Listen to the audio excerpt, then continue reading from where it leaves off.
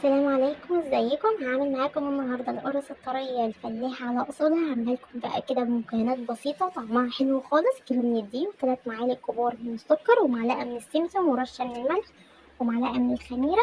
هقلبهم كويس خالص وهنزل بقى كده ب3 كوبايات من اللبن عندي يكون دافي. هنزل بكوبايه كده، هقلبه بالاول بالمعلقه وبعد كده بقى هستعمل ايدي. هفضل اعجن كويس خالص لغايه كده ما الدقيق يشرب من اللبن. اتاكد كده بقى ان يعني في كل الدقيق كله شرب من اللبن بالشكل دوت.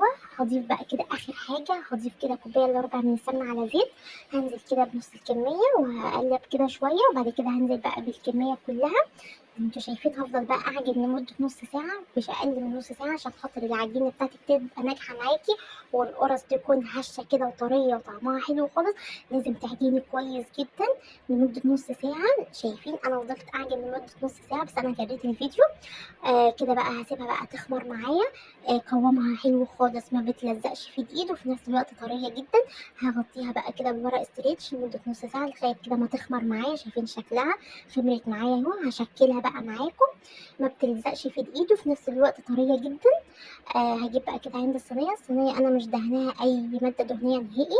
هجيب بقى كده عندي بقى القرص كده وهحطها كده في الصينيه بالشكل دوت. كل كده ما هعمل صينيه هسيبها تخمر الاول.